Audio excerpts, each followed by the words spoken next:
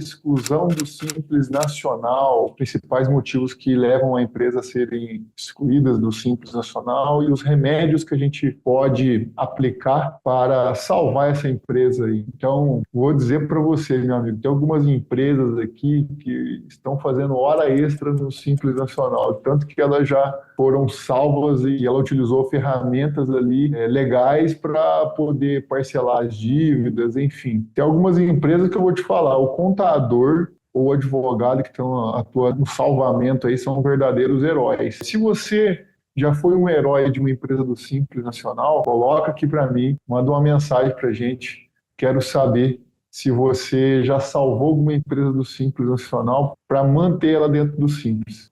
Nós vamos começar falando do quê? Primeiro, os principais pontos de exclusão do Simples Nacional estão previstos lá no artigo 17 da Lei Complementar 123, de 2006.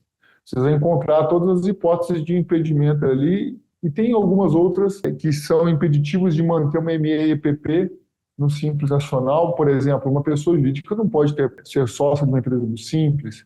Então, tem outras situações que são fatores impeditivos de uma empresa se manter no Simples Nacional. E cada fator desse tem uma hipótese de exclusão, e cada hipótese de exclusão tem a sua análise para fins de exclusão a partir de que momento seria excluído. Tem o limite da receita bruta, tem a soma das receitas, no caso de empresas, sócios com mais de uma empresa no Simples Nacional, ou tem uma empresa no Simples e a outra no lucro presumido.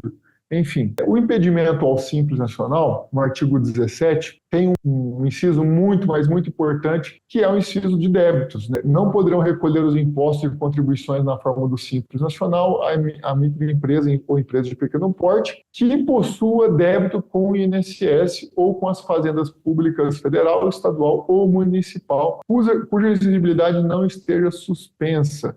Isso significa o quê? Que se não tiver parcelado, se não tiver exigibilidade suspensa ou algum processo que suspende a exigibilidade, você não pode continuar no Simples Nacional. Digamos que você foi cobrado lá de alguma determinada dívida, só que você foi lá e fez uma impugnação no prazo. Aquela impugnação também suspende a exigibilidade daquele débito e, por conta disso, não poderia ser excluído por esse motivo. Agora, tem aqueles casos em que o débito já é aquilo mesmo, é aquilo que já foi declarado, não tem jeito, mas o contribuinte não pagou. E pelo fato dele não ter pago essa dívida, ele gostaria de parcelar esse débito. Aí que tá, nós vamos falar desse parcelamento para transacionar, para suspender a exigibilidade desse débito tributário aí, para poder manter o Simples Nacional. Então, a previsão do impedimento do Simples está no artigo 17 em relação aos débitos, artigo 17, inciso 5.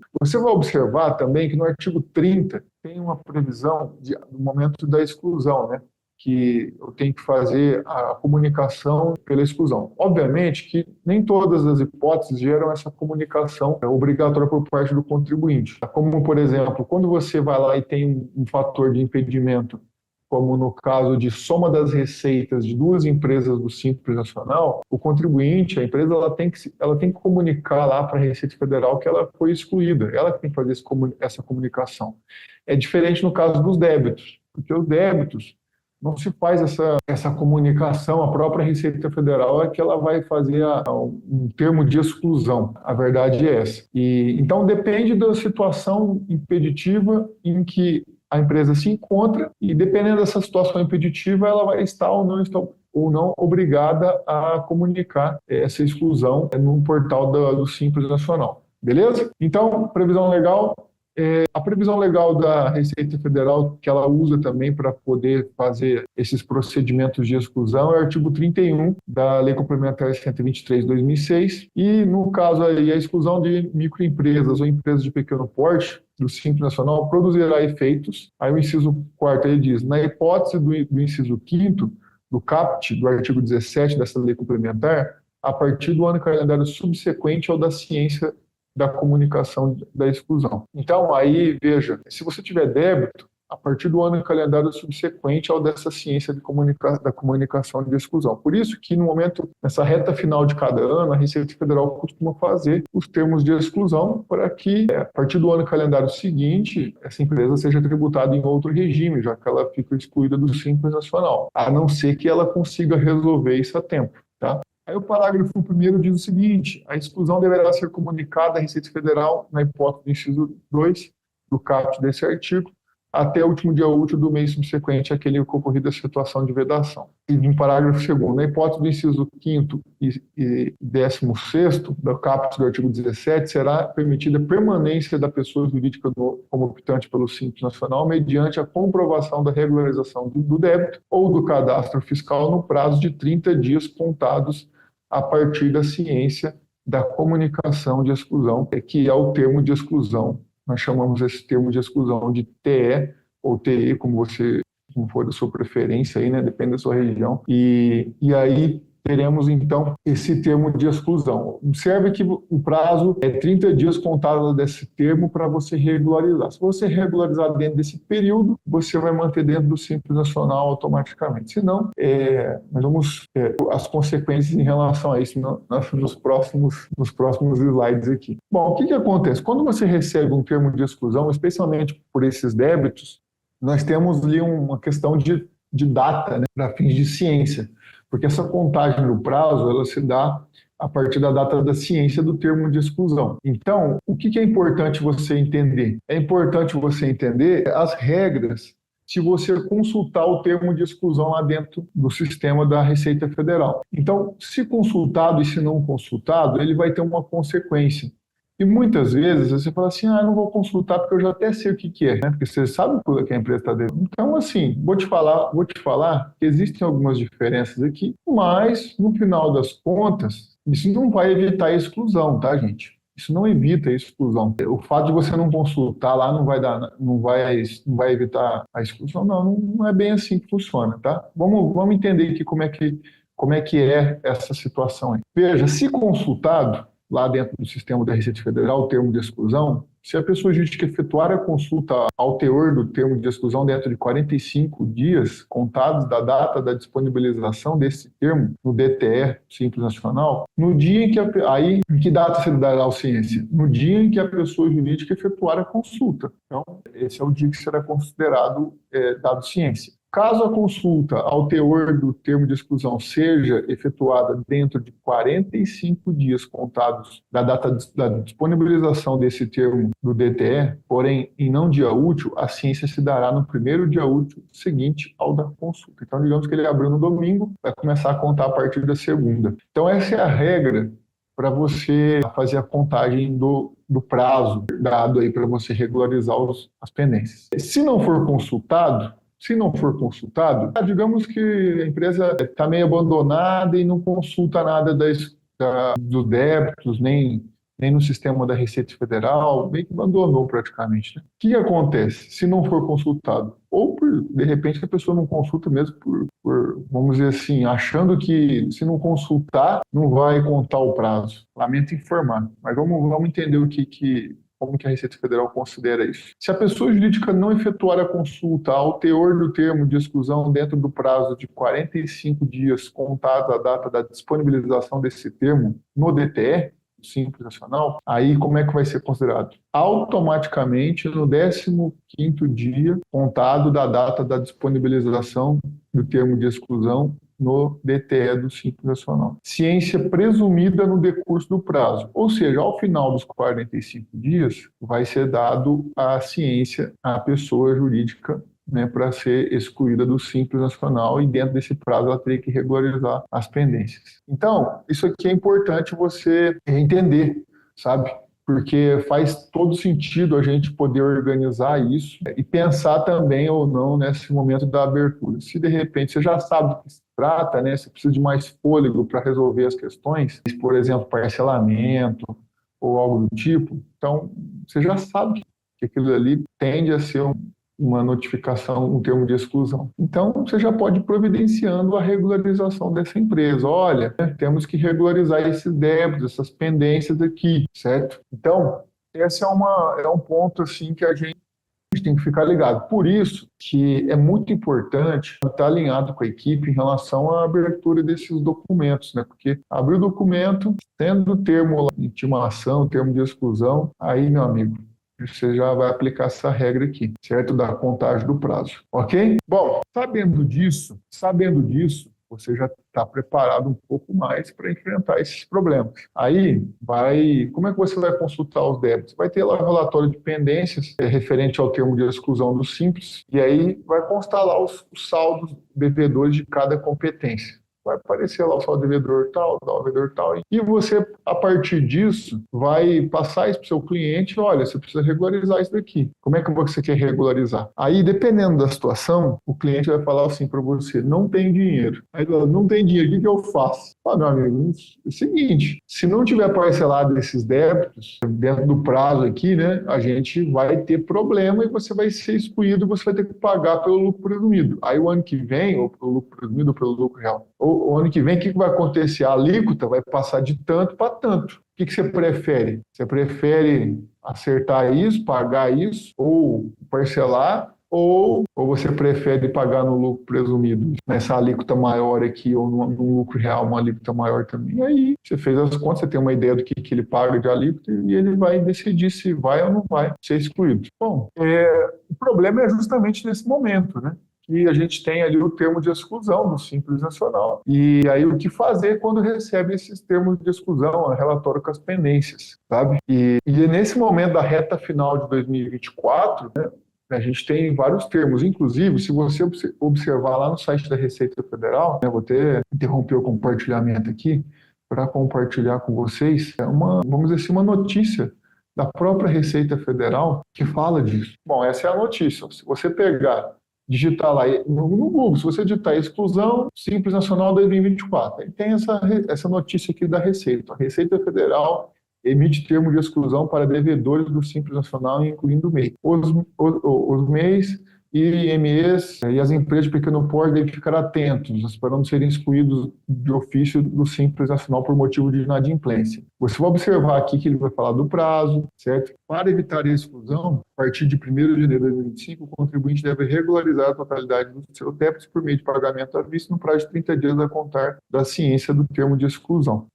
E aí o termo de exclusão, que é esses 45 dias, as regras para esses 45 dias. Se você tiver alguma dúvida mais específica em relação aos termos de exclusão, você pode clicar nesse link que você vai encontrar mais informações, até perguntas e respostas de exclusão do Simples. E olha só, aqui foram notificados mais de 1.800.000 devedores do Simples Nacional. Então é muita empresa notificada aqui, quantidade de emitidos MEI, e quantidades emitidas optantes pelo Simples. Do Simples deu 754 mil, mais 1.121.000 de MEI. Então, o MEI tem bastante coisa, mas juntos somam ali 1.876.000. E então, observe que em toda a região do país aí tem termo de exclusão rolando, sabe? E você pode ser um desses contadores que tem que resolver. E é nessa hora aí que também aquele contador que não dá muita atenção para o seu cliente, aí vem outro contador para dar uma atenção especial para ele e ele vai acabar levando o seu cliente embora. Especialmente se você não conseguir resolver o BO dele,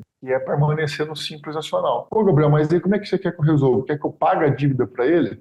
Não, não é isso. Mas você vai ter que pensar numa estratégia aí para poder manter ele no Simples, tá? Beleza? Então, essa é a notícia aqui, os efeitos da exclusão e tal. E aqui embaixo tem aqui perguntas frequentes também. Aqui, na verdade, fala ali em cima, o site da Receita Federal, mas aqui embaixo tem perguntas frequentes sobre o assunto, tá? Então, a situação é essa, né? O que fazer com essas pendências do Simples Nacional? Gabriel, eu não sei mais o que fazer, porque meu cliente não pagou essas pendências aí, não tem, e eu falo para ele, não tem dinheiro para pagar, cara, o que eu vou fazer? Não tem dinheiro para pagar os funcionários. E ele acha que o contador vai fazer mágica. Não tem como fazer mágica. A gente não faz as coisas sumir. E outra coisa, às vezes a gente vê umas empresas, falar uma coisa aqui para você. Algumas empresas, alguns escritórios aí que prometem que a dívida vai sumir do CNPJ. Gente, isso não existe, tá? Vai sumir do CNPJ. Cuidado com isso, tá? Isso aí, muitas dessas empresas aí é golpe. Cuidado, porque eu já vi muitas empresas que ofereceram esse tipo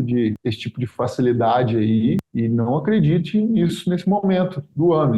E procure um contador, procure um advogado tributarista para resolver o seu problema, tá? Ou seja, um contador especialista, um advogado tributarista, acredito que já resolve o seu problema. Gente, não acredite em facilidade demais, mas procure estudar aquilo que pode ser usado segundo a lei. E a Receita Federal aceita alguns procedimentos aceita. Eu vou até falar algumas coisas aqui que pode ser usado segundo a lei para salvar essa empresa do Simples, para manter essa empresa no Simples Nacional. Eu vou confessar para você que tem algumas empresas que a gente já salvou tanto, que olha, eu devia ter um monte de capa de herói já, tanto que já salvei a empresa do Simples aqui, viu? Porque tem umas que eu vou te falar, né, que vem aqui que olha, terrível, uma dívida gigantesca. E vai salvando, e vai salvando. Todo ano é uma coisa. Até quando? A gente não sabe quando vai conseguir salvar, né? A gente fala, olha, esse ano eu consegui mais uma vez. Ano que vem não sei se eu consigo mais. Então, dá um jeito aí, né? Enfim, vamos lá. Vou compartilhar aqui com vocês o material de novo para voltar a falar naquilo que eu gostaria de chamar a atenção. E como você consulta os débitos? Você vai lá no consulta de pendência e situação fiscal dentro do ECAC, você consulta os débitos. Por ali você vai ver o que está impedindo ele de manter no Simples Nacional. Tudo aquilo ali tem que estar regular para não gerar essa exclusão. Bom, responsabilidade da concessão de parcelamentos. Receita Federal, caso o requerimento tenha sido protocolado antes da data da inscrição do débito em dívida ativa. Então, na Receita Federal do Brasil, RFB, você parcela todos os débitos que não foram ainda inscritos em dívida ativa. A partir do momento em que o débito já foi inscrito em dívida ativa, aí passa a ser de competência da PGFN. Então, essa parte é muito importante você entender, porque tem gente que é contador, está começando agora, né, formou agora, então, às vezes não entende muito bem isso. E o que acontece? Tem os débitos na Receita Federal e tem os débitos que são da PGFN. Ah, mas não são os mesmos débitos, Gabriel? Olha, em alguns casos, às vezes a pessoa fala assim, nossa, eu tenho tanto de dívida na PGFN e tenho mais tanto na Receita Federal. Será que eu não estou pagando dobrado? Isso não. Confere porque o que está na PGFN, a Receita Federal pegou e mandou para lá. Olha, escreve em dívida ativa aí, você cobra a partir de então. Entendeu? Então, não é para estar em dois lugares. Ou é para estar em um, ou é para estar em outro. Essa é a verdade. E se você tiver com débito na Receita Federal, quem que é competente para conceder parcelamento? A Receita Federal. Se você tiver com um débito na PGFN, quem que é competente para conceder o parcelamento? A PGFN, que é a Procuradoria da Fazenda Nacional. Então, basicamente é isso. E no caso do Estado, Federal e município, né, aí o que é em relação aos débitos de ICMS e ISS, aí são transferidos para a dívida ativa de cada ente federado, ok? E aí, lá dentro do Simples Nacional, você tem uma possibilidade de parcelamento, né, do Simples. Só que para parcelar os débitos do Simples existe uma regra, e essa regra, muitas vezes, ela é bem delicada, sabe? Vou falar a verdade para vocês, é uma regra complicada, porque muitas vezes inviabiliza a empresa de parcelar. Vamos entender um pouco mais disso?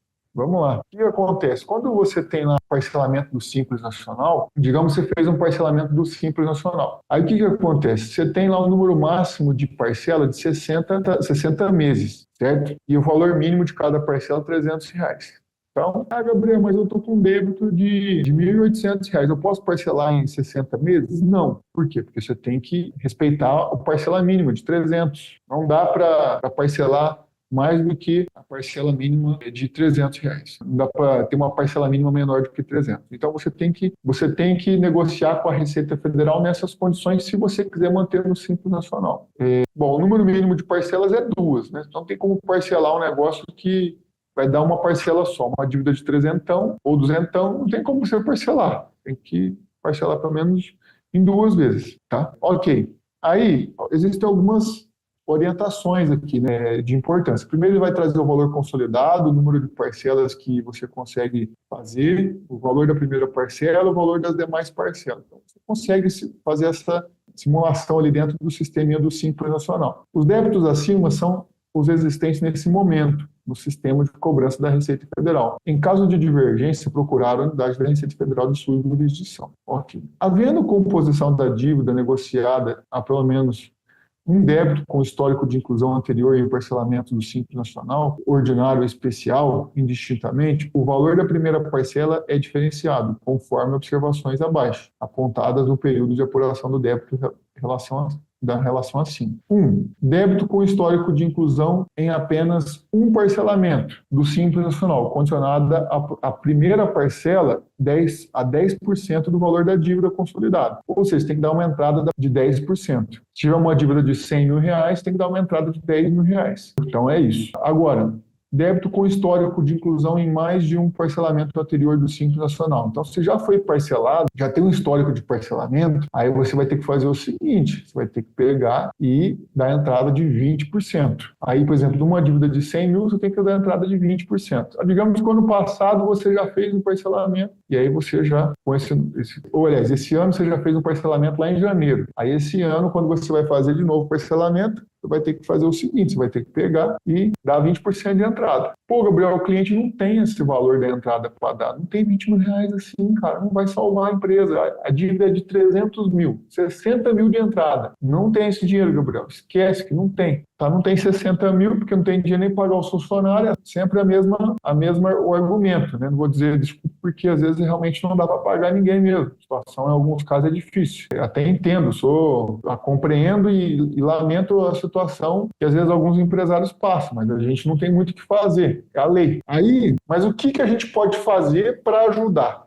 O que a gente pode fazer para ajudar? O que você faria para ajudar? Conta aqui para mim. O que você faria para ajudar? Nesse caso, por exemplo, uma dívida de 300 mil e aí a entrada fica em 20%, que dá 60 mil. O que você faria para ajudar? Ele não tem esse dinheiro da entrada. E aí nós sabemos das condições desse reparcelamento. Você já ficou sabendo que as condições desse reparcelamento, desde essa regra aí, e assim, eu preciso pegar e colocar essas observações aqui, porque a regra do parcelamento e reparcelamento no Simples Nacional teve uma mudança, mas muita gente ainda confunde, né, as condições, né, para parcelamento do Simples Nacional. Você vai observar aí que tem uma mensagem ali, a partir de hoje, dessa data aí, no portal do Simples Nacional, o módulo para reparcelamento apurados no Simples, apurados no regime unificado do Simples Nacional. O limite de um pedido de parcelamento por ano no âmbito do Simples Nacional foi excluído da Instrução Normativa 1981 de 2020. Então, o limite de um pedido foi excluído. Então, existia um limite lá que você podia parcelar uma vez só. Esse negócio já não existe mais. Só que aí, quando você vai fazer pela segunda vez, o que acontece? Você vai ter que pagar 20% de entrada. E aí que é o BO. Você não tem esse dinheiro dos 20%. Dessa maneira, o contribuinte poderá reparcelar sua dívida no Simples Nacional quantas vezes quiser. A ação visa estimular a regularização tributária dos contribuintes e evitar as ações da Receita Federal que podem ocasionar a exclusão do Simples Nacional. E aqui aquelas regrinhas ali de 10% e 20%. Certo? Ok. Feito isso, o que acontece? Nós não temos muita saída que não seja esse parcelamento do Simples Nacional, mas será que eu consigo resolver de outra forma, Gabriel? Sim, é possível você, por exemplo, adotar uma estratégia de você remeter esses débitos lá para a PGFN e aproveitar o benefício, algum parcelamento mais favorável lá na PGFN, certo? A PGFN, ela sempre publica um edital lá para transação com as empresas do Simples Nacional. E houve uma publicação do edital número 7, de 2024, que depois vou até mostrar aqui para vocês o que é possível estar fazendo lá. Mas uma das estratégias, se você tiver muita urgência, você pode pedir para esses débitos serem transferidos lá para a PGFN, numa via judicial, certo? E pedir uma liminar ali que seja transferido isso imediatamente para que você consiga parcelar isso lá na PGFN a tempo, entendeu? Então, depende do caso, você vai ter que utilizar uma liminar para poder conseguir falar para a Receita Federal, eu quero que você transfira os débitos lá para a PGFN para que eu possa negociar lá na PGFN com condições melhores. É isso. Aí, o ponto de atenção aqui, parcelamento de ICMS e ISS direto nos municípios, respectivamente. Uma outra opção seria você pegar e fazer o encaminhamento dos débitos para a dívida ativa através de um processo administrativo. Gabriel, você já fez das duas formas? Já fiz das duas formas. Já fiz tanto do judicial quanto do administrativo.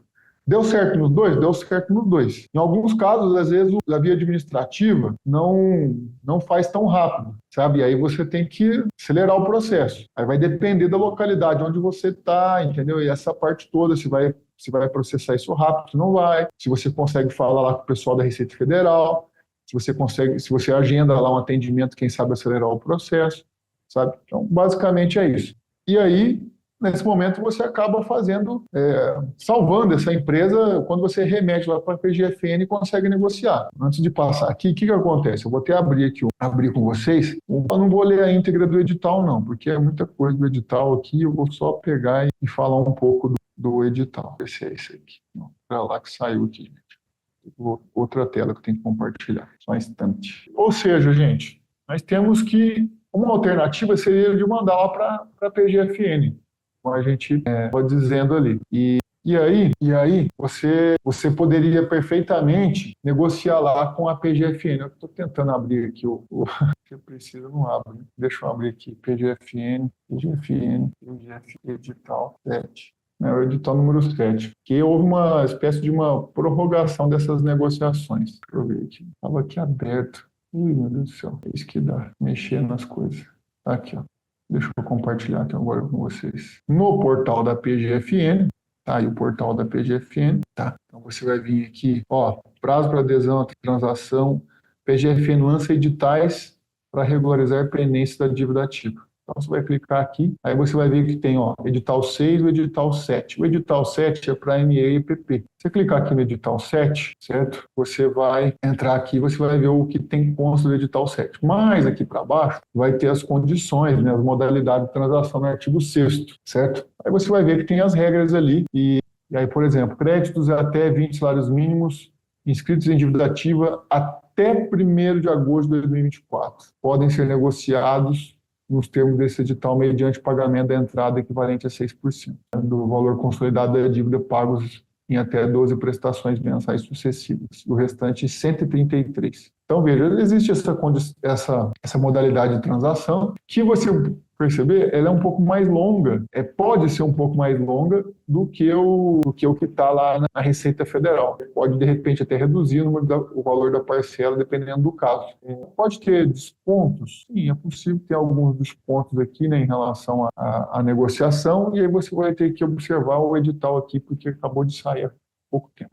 Então, esse é o edital número 7. Então, veja, a estratégia é essa. Em alguns casos, quando o negócio não tem mais jeito mesmo, a gente manda lá para a PGFN. A verdade é essa. E aí, se a gente conseguir renegociar lá, salva a empresa da exclusão do Simples Nacional, certo? E vou voltar aqui no material, certo? Gabriel, mas eu estou com pouco tempo aqui, o negócio está estourando, eu preciso de agilidade nesse negócio.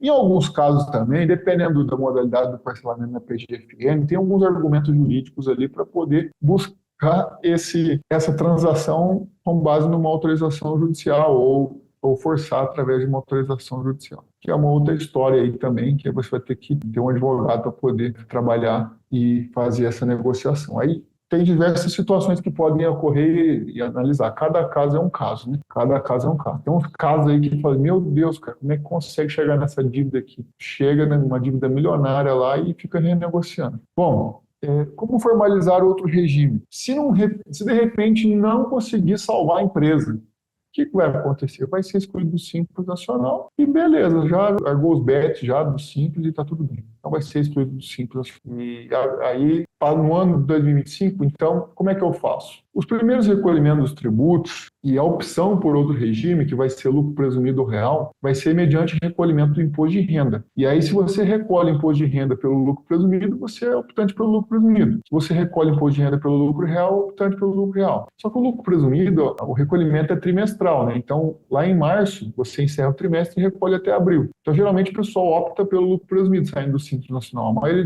das empresas que saem do Simples e realmente vai para o lucro presumido. E aí, lá no lucro presumido, você teria que fazer o recolhimento do primeiro imposto de renda em abril, referente ao primeiro trimestre de 2025. E tem processos do Simples Nacional que às vezes levam um tempão para discutir, para decidir o retorno dessa empresa no Simples Nacional. E existem situações de exclusão que são revertidas num processo administrativo ou judicial para retornar a empresa no Simples Nacional, desde que, obviamente, consiga comprovar que houve a regularização das pendências a tempo ou que houve algum problema ali durante o processo, a regularização. Mas, enfim, a manifestação da opção é até a primeira cota do imposto de renda, até o recolhimento da primeira cota do imposto de renda da pessoa jurídica. Gabriel, mas e aí, se eu fechar o mês de janeiro e ainda tiver meu processo em andamento, não estou decidido ainda se vai conseguir reverter a empresa, essa exclusão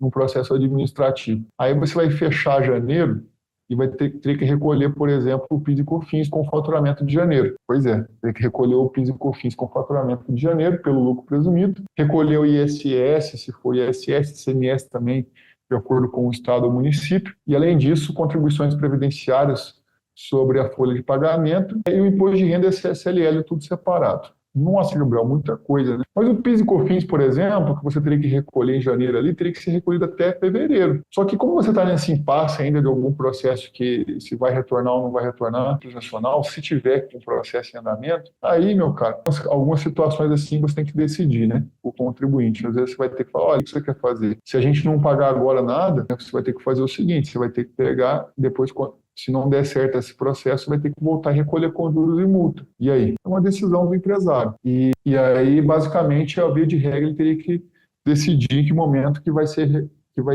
se realmente vai desistir do Simples Nacional e se vai continuar discutindo o processo. Basicamente é isso. E que eu tinha que falar para vocês aqui, né? Deixa eu ver aqui a Maria Luzia, as empresas que foram notificadas em setembro para regularizar em outubro e que não regularizaram, quando solicitarem em janeiro, a opção deverá sair uma nova relação de débitos? Bom, se você recebeu essa notificação aí, você tem aquele prazo que a gente já falou. Se você chegou um pouquinho depois, Maria Luzia, volta um pouquinho esse vídeo aqui, assista aos prazos para você regularizar dos 30 dias da data da ciência em que se deu a notificação do termo de exclusão. A partir do momento em que você que foi notificado com o termo de exclusão, você tem esses 30 dias aí contados. Pode ser que você seja excluído, mas em janeiro você volte com a regularização. Aí você faz a opção de novo em janeiro, se você tiver com tudo regular. Tá? E aí é possível retornar normalmente, beleza? Agora, evite Agora, qual que é o problema? Algumas pessoas estão com essa pendência, sabe? Estão com essa pendência de débitos e algumas empresas, né? Essas pendências e aí, em janeiro, ali acaba sendo uma correria para poder negociar tudo e fazer a opção pelo Simples Nacional.